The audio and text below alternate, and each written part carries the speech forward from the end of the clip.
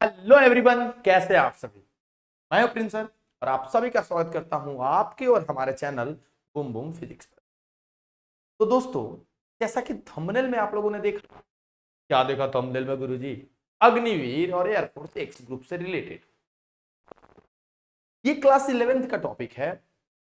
और class 11th में मैंने सोचा कि क्यों ना ऐसा काम करें कि क्लास 11th में ही हम लोग जितने भी एक्स ग्रुप में, नेवी में, एनडीए में प्रश्न पूछे हैं सबको क्यों ना हम चैप्टर बनाते समय ही सॉल्व कर जाए।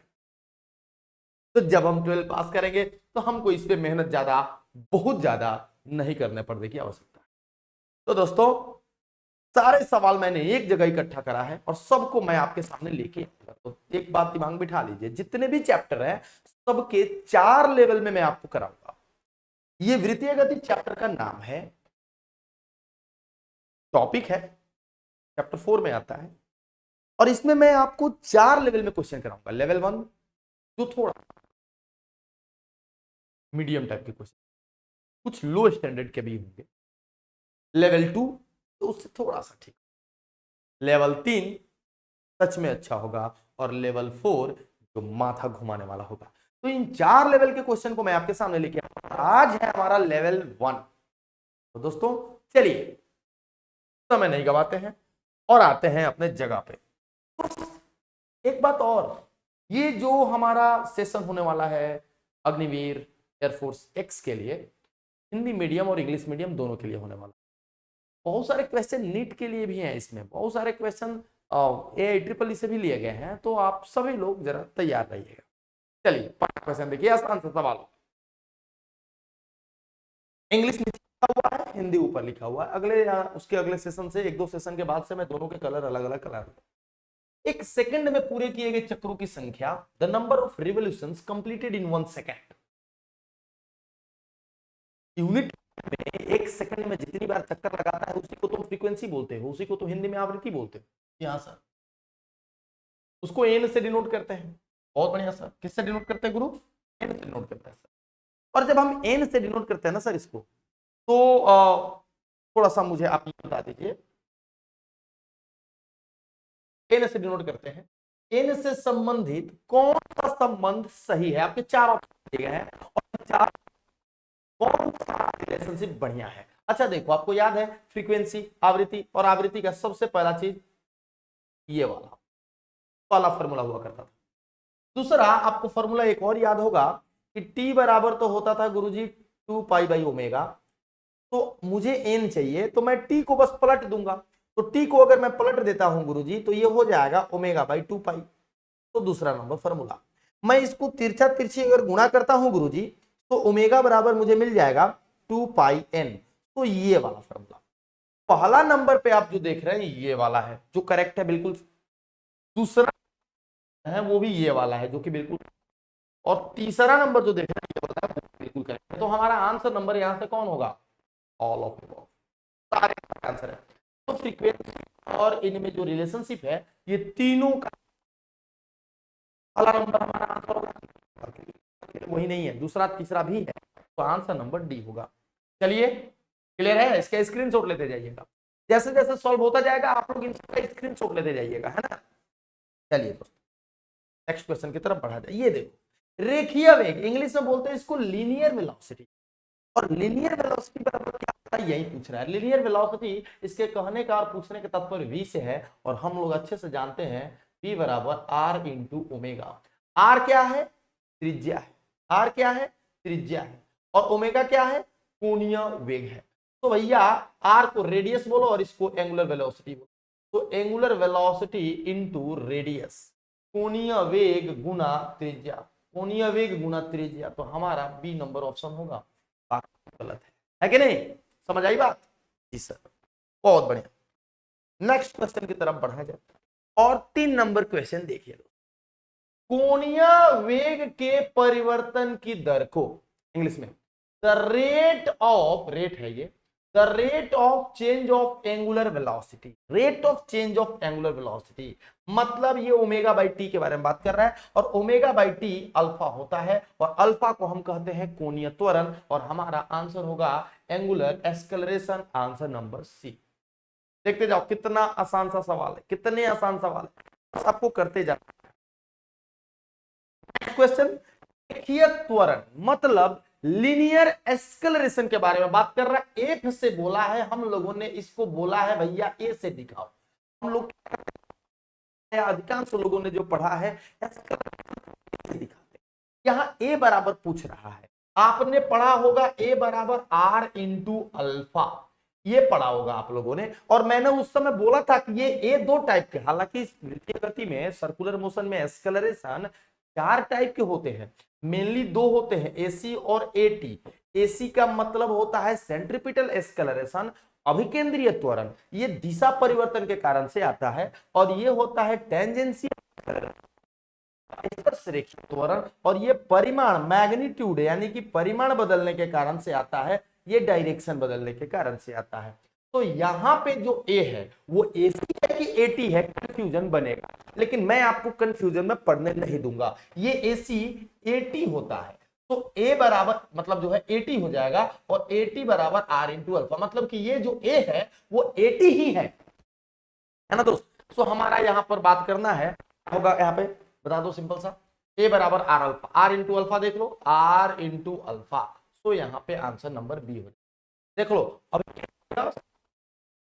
की वजह से आता है, हमेशा चेंज होता है। सर्कुलर मोशन में कभी भी एसी जीरो नहीं होगा, ऑलवेज रिमेंबर। हाँ, परिमाण कभी नहीं बदल सकता, तो ए टू जीरो है, कहीं भी जीरो हो सकता है। सो आप इसको दिमाग में बिठा के चलोगे।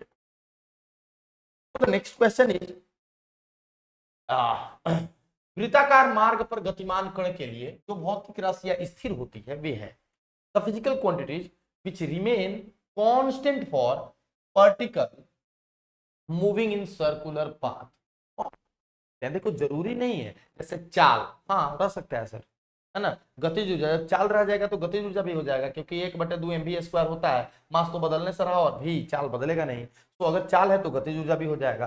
कोणीय संवेग, कोणीय संवेग होता है एम भी इंटू आर। भैया आपने बोला एम नहीं बदलेगा, आपने बोला भी नहीं बदलेगा, तो त्रिज्या तो वैसे भी नहीं बदलता, सो ये भी स्थिर रह सकता है। यहां पर स्थिर रह सकता है पूछना चाहिए था सवाल को, रहती है नहीं। विच कैन रिमेन कांस्टेंट यहां पे होना चाहिए था, तो ज्यादा होगा। पूछता कि वृत्तीय गति में कौन कौन सी राशियां स्थिर हो सकती हैं, नहीं बदल सकती हैं। अगर भी बदल जाए ना, असमरूप गति हो, कभी स्पीड बढ़ने लगे कभी धीरे हो, कभी स्पीड बढ़ने लगे कभी धीरे हो, और भी बदलेगा, ये कोणीय संवेग एंगुलर मोमेंटम भी बदल जाएगा। लेकिन अगर एक कांस्टेंट हो गया, परिमाण अगर नहीं बदल रहा है, तो ये भी कांस्टेंट ये भी कांस्टेंट, सारे के सारे स्थिर हो सकते हैं। तो हमारा है ना, एंड नेक्स्ट क्वेश्चन यहां पे देखिए, यदि समय में कोणीय वेग ओमेगा 1, ये जो ज लिखा हुआ है यहाँ पे टी है ना, ओमेगा 1 से ओमेगा 2 हो जा रहा है, तब कोणीय त्वरण, अरे भैया अल्फा बराबर ओमेगा 2 माइनस ओमेगा 1 बटा में टी, ये फॉर्मूला तो आपने पढ़ा ही है।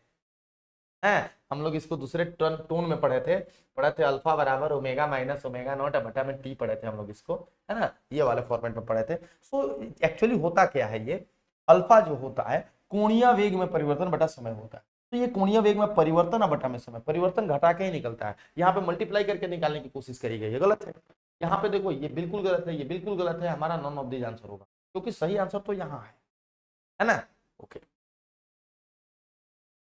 जब वृत्ताकार मार्ग पर स्थिर कोणीय वेग से, स्थिर कोणीय वेग से, रिमेंबर ये ओमेगा, और ओमेगा ही कांस्टेंट है, मतलब ओमेगा 2 में से ओमेगा 1 घटाओगे ना तो तुमको 0 मिलेगा, क्योंकि दोनों सेम है, बदल ही नहीं रहा, मतलब ओमेगा 1 और ओमेगा 2 दोनों बराबर है, नहीं बदल रहा है। तो अब कोणीय त्वरण, तब अल्फा बताओ, अरे अल्फा का अभी मैंने बताया ओमेगा 2 माइनस ओमेगा 1 बटा में टी। आपने बोला सर ओमेगा टी में से ओमेगा 1 घटाएंगे मैं अल्फा 0 आएगा, सो 0 बटा में टी अगर करूंगा मैं तो हमारा आंसर 0 आ जाएगा, है कि नहीं। सो दोस्तों यहाँ पे देखिए ध्यान से, हमारा आंसर जो हो जाएगा, हमारा आंसर यहाँ पे 0 हो जाएगा, क्योंकि हमारा यहाँ पे कितना प्राप्त हो जाएगा, 0 प्राप्त हो जाएगा। इसमें कोई कंफ्यूजन है? कोई कंफ्यूजन नहीं है, आसान आसान सवाल है, सारे के सारे आसान है। Okay sir, next question is, कौन सा सही संबंध है। अच्छा यहाँ पे देखो एक चीज गलत करा है, यहाँ पे 2 नहीं है, ये 2 नहीं, ये स्क्वायर है। सर ए बराबर ए में बिल्कुल करेक्ट है, सर ए बराबर M B square by R. Yes sir, अभिकेंद्रीय त्वरण सेंट्रीपिटल फोर्स, एकदम खूब बढ़िया सर। एम ओमेगा स्क्वायर आर, जी सर ये भी सेंट्रीपिटल फोर्स, अभिकेंद्रीय जो बल है उसी का फॉर्मूला है। ये तीनों सही है, so all of the above. ठीक है, ये सारे पूछे आसान वाले सवाल है, आगे वृत्ताकार मार्ग पर एक समान कोणीय चाल से गतिमान कण का कोणीय त्वरण, the angular acceleration of particle moving with constant angular speed. देखो एंगुलर स्पीड कांस्टेंट हो गया यहाँ पे, एंगुलर स्पीड सॉरी, ओमेगा क्या हो गया कांस्टेंट। फिर से हमारा जो होगा कोणीय वेग में कोणीय में परिवर्तन जो होगा वेग में, वो क्या होगा, जीरो होगा। एक समान परंतु शून्य नहीं, बोलो एक समान मार्ग पर एक समान कोणीय चाल से, तो सिंपल सी बात है, अगर हमारा यहाँ पे अल्फा पूछोगे तो अल्फा तो सिंपल सी बात है भैया, डेल्टा वाई है, डेल्टा टी डेल्टा ओमेगा, अगर जीरो हो जाएगा तो ये जल्दी चिंग चिंग चिंग चिंग जीरो, तो हमारा आंसर हो जाएगा कितना, जीरो। हमारा 9 नंबर का आंसर नंबर बी नहीं है सर। ये देखो वृत्ताकार मार्ग पर गतिमान एक कार समान समय अंतराल में केंद्र के परितः समान कोण बनाती है, मतलब कि एकदम समान कोणीय वेग से चल रही है। कार संबंध में कौन सा कथन सही है? A car moves in a circle around center describing equal angles in equal interval of times. Which of the following statement is correct related to the velocity of car? वेग स्थिर है, वेग स्थिर कभी नहीं हो सकता क्योंकि दिशा परिवर्तित होते रहता है, जिसके कारण वेग भी परिवर्तित होते रहता है। दूसरा, वेग का परिमाण और दिशा दोनों परिवर्तित, वेग का परिमाण कह रहा है कि समान समय अंतराल में समान कोण बनाता है, तो वेग का परिमाण कहां से बदल रहा है? नहीं, वेग परंतु दिशा परिवर्तित हो रही है। जी हाँ, 3 नंबर आंसर। वृत्तीय है ना, तो वृत्तीय गति हो तो दिशा बदल जाएगा, बट समान समय अंतराल में फिक्स टाइम इंटरवल में थीटा अगर वही बन रहा है, इसका मतलब कि हमारा v का जो मैग्नीट्यूड है वो सेम रह रहा है, बस डायरेक्शन बदल रहा है। तो वेग का परिमाण स्थिर है परंतु दिशा परिवर्तित होती है। सो ये था हमारा क्वेश्चन नंबर 10। एक वस्तु की दिशा वृत्त के केंद्र की ओर है, अगर कोई वस्तु वृत्त के केंद्र की ओर जा रही है तो सिंपल सी बात है, इसमें इधर की ओर कोई त्वरण है, तभी तो इस पे बल लगा कि इधर की ओर जा रही है, तो इसका वेग स्थिर है। नहीं, वेग स्थिर की बात नहीं है, इसमें त्वरण नहीं है, त्वरण नहीं होगा तो बल कहां से लगता? इसमें अंदर की ओर त्रिज्य त्वरण है। जी हाँ, अगर कोई इधर की ओर जा रहा है मतलब इसको इधर कोई खींच रहा है, और जब इसको इधर अंदर कोई खींच रहा है मतलब कोई बल लगा रहा है। अब बल अगर कहीं लग रहा है तो इसका मतलब त्वरण है, तो अंदर की ओर बल लग रहा है, इसका मतलब अंदर की ओर त्वरण भी होगा, जिसको त्रिज्या त्वरण कहोगे, और वहीं को अभिकेंद्रीय त्वरण का नाम जाना जाता है। ओके दोस्त, यहाँ पे समान कोणीय त्वरण की गति के लिए समीकरण है हमारे पास, खूब बढ़िया समीकरण है हमारे पास, हम लोगों ने इसको पढ़ा है। ठीक है sir, in applying the equation for motion with uniform angular acceleration omega equal to omega naught plus alpha t, तो कह रहा है कि the radian must be used for both omega and alpha। Must भी लगाना गलत होगा, जरूरी नहीं है कि ओमेगा और अल्फा दोनों को रेडियन में मापे जाए। हाँ, ओमेगा और अल्फा दोनों रेडियन में मापे जा सकते जरूर है, जरूर मापे जा सकते हैं, है कि नहीं?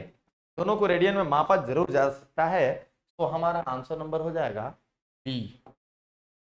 आइए दोस्तों नेक्स्ट सवाल करते हैं। एक समान वृत्तीय गति में, एक समान वृत्तीय गति वेग का परिमाण स्थिर रहेगा, दिशा बदलेगा, बस। अब आगे सुनो, वेग और त्वरण स्थिर होते हैं, कभी नहीं दिशा, चाल और त्वरण स्थिर होते हैं परंतु वे परिवर्तित होता है। क्या लिख देता है? त्वरण और वेग परिवर्तित होते हैं, त्वरण और चाल स्थिर होते हैं। पढ़ो, स्पीड एंड एस्केलेशन और कांस्टेंट बट वेलोसिटी चेंजेस। जी हाँ, जहां वेग लिख रहा है वे नहीं, तो स्पीड देखो, स्पीड कांस्टेंट है ना, बट वेग बदलेगा क्योंकि दिशा बदल रहा है। तो हमारा आंसर नंबर हो जाएगा, आंसर नंबर हो जाएगा बी। जब कोई वस्तु स्थिर चाल से वृत्ताकार मार्ग पर चलती है, when a body moves on a circular path with constant speed, no work is done on it. ऐसा थोड़ी हो सकता है, नहीं नहीं नहीं, वस्तु में कोई त्वरण उत्पन्न नहीं हुआ, नहीं। सेंट्रीपिटल एक्सेलरेशन तो हमेशा रहता है, अभी केंद्रीय त्वरण तो हमेशा रहता है, चाहे तुम चाहो या ना चाहो, इस वस्तु पर कोई बल कार्य नहीं करेगा, ऐसा भी नहीं है। बल तो हमेशा, जब सेंट्रीपिटल एक्सेलरेशन होगा इसमें? कोई कार्य नहीं करेगा ऐसा नहीं है, कार्य करेगा, है ना। वस्तु पर त्वरण भी होगा, वो अभिकेंद्रीय त्वरण होगा, बल भी होगा, वो अभिकेंद्रीय बल होगा। एक वस्तु r त्रिज्या के वृत्ताकार मार्ग पर स्थिर चाल v से गतिमान है, इसका कोणीय त्वरण होगा, और यहाँ पर कोणीय त्वरण अल्फा जो होता है कितना होता है? देखो सिंपल सी बात है, ध्यान से समझिएगा। कह रहा है स्थिर चाल से चल रहा है तो v equal to R omega, तो अगर हाई कांस्टेंट है तो हाई कांस्टेंट है, तो ओमेगा बराबर v बाई आर। अब स्थिर चाल का होता तो हाइयो फिक्स बा, दोनों ना बदली, दोनों नहीं बदलेगा तो ये भी फिक्स हो जाएगा, और जब ये फिक्स हो जाएगा तो यहाँ से सिंपल अल्फा हमारा 0 आ जाएगा। सो यहाँ से हमारा आंसर नंबर कितना आ जाएगा? क्योंकि अल्फा क्या है, ओमेगा चेंज होना चाहिए, और यहाँ ओमेगा फिक्स हो गया, और जब ओमेगा फिक्स हो गया तो अल्फा हमारा 0 प्राप्त हो जाएगा। एक वृत्ताकार मार्ग पर घूमती हुई कक्षीय चाल v दोगुनी तथा कोणीय वेग का आधा दिया जाए तो इसका अभिकेंद्रीय त्वरण कितना होगा? अभिकेंद्रीय त्वरण कितना होगा? तो a बराबर जो होता है ओमेगा इंटू वी होता है, पढ़ाया मैंने। कह रहा है कि v को दोगुना कर दो, को दोगुना कर दो और ओमेगा को आधा कर दो। अरे यार क्या फर्क पड़ा, फिर तो वहीं आ गया, फिर तो वहीं आ गया, कोई परिवर्तन नहीं होगा, अपरिवर्तित रहेगा। क्या कर समझ में आया? तुमने बोला कि तो ये कहा है कि इसको दोगुना कर दो, माने इसमें 2 से गुणा कर दो और इसमें 2 से भागा कर दो। अरे कट काट के तो एक ही रह जाए, अपरिवर्तित रहेगा। एम द्रव्यमान का एक पिंड है, आर त्रिज्या के एक ऊर्ध्ववृत्त में घूम रहा है। खूब बढ़िया। यहाँ पे देखिए सवाल ऐसे ऊर्ध्ववृत्त में पढ़ाया मैंने क्लास में, यहाँ पे यहाँ पे यहाँ पे यहाँ पे हर जगह वेग अलग अलग होता है। यहाँ पर वेग बात किया जाए तो यहाँ पे वेग होगा √5 r g, नीचे की तरफ है। यहाँ पर जो होगा √r g, आर त्रिज्या है, यहाँ पे √3 r g, और यहाँ पे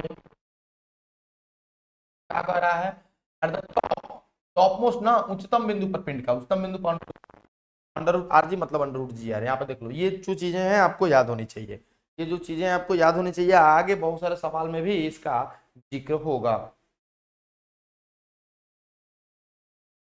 वृत्ताकार मार्ग पर चलती हुई वस्तु के लिए यदि घर्षण गुणांक म्यू हो तो न फिसलने के लिए आवश्यक बंधन है। ये क्लास में अभी पढ़ाया नहीं, लेकिन फिर भी कोई बात नहीं है, दिक्कत नहीं है, यहाँ पर समस्या में बिल्कुल v जो होना चाहिए √μ इंटू आरजी के बराबर होना चाहिए। म्यू इंटू किसके बराबर होना चाहिए? आरजी के बराबर होना चाहिए। तो वृत्ताकार मार्ग पर ये देखो, ये आपको मैं बताऊंगा कब, आपको ध्यान दीजिएगा थोड़ा सा। ये क्या कह रहा है? For a body moving in a circular path, ठीक है, कंडीशन फॉर नो स्किडिंग। अच्छा कभी कभी टर्निंग पे नहीं गाड़ी घुमाते हैं और गाड़ी रगड़ा के नीचे चल जाला, तो कितना का कह रहा है कि if mu is the coefficient of, ये आप लोगों को क्लास के लिए थोड़ा अलग है, ये क्लास के लिए थोड़ा अलग है, मैंने क्लास में नहीं कराया है, तो आपको याद रखना है।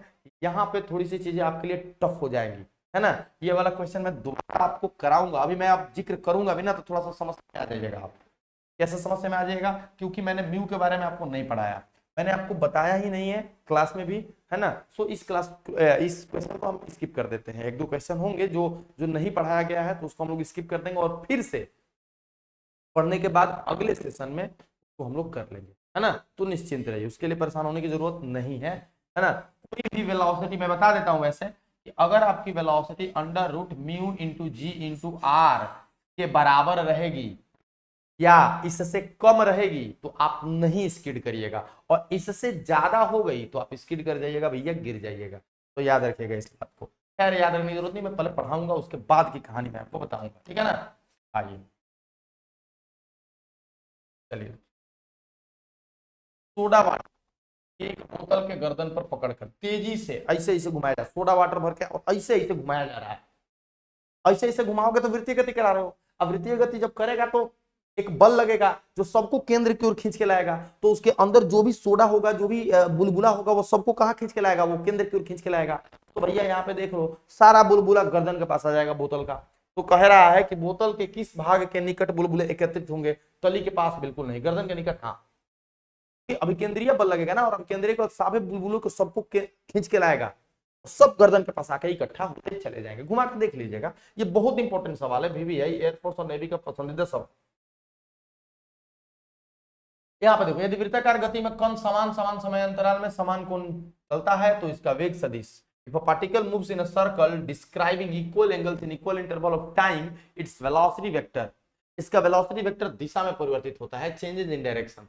जी हाँ, एकदम खूब बढ़िया। अगर समान समय में समान कोण बना रहा है तो उसका वेलोसिटी वेक्टर स्थिर नहीं रह सकता। हाँ, परिमाण स्थिर रहेगा, परिमाण स्थिर रहेगा पर दिशा बदलेगा। बट यहाँ बोल रहे स्थिर रहता है, बिल्कुल गलत है। परिमाण में परिवर्तित होता है, एकदम नहीं। परिमाण तो स्थिर हो जाएगा ना, दिशा बदलेगा, तो दिशा में परिवर्तित होता है। This is the correct one और आंसर नंबर हमारा हो जाएगा सी।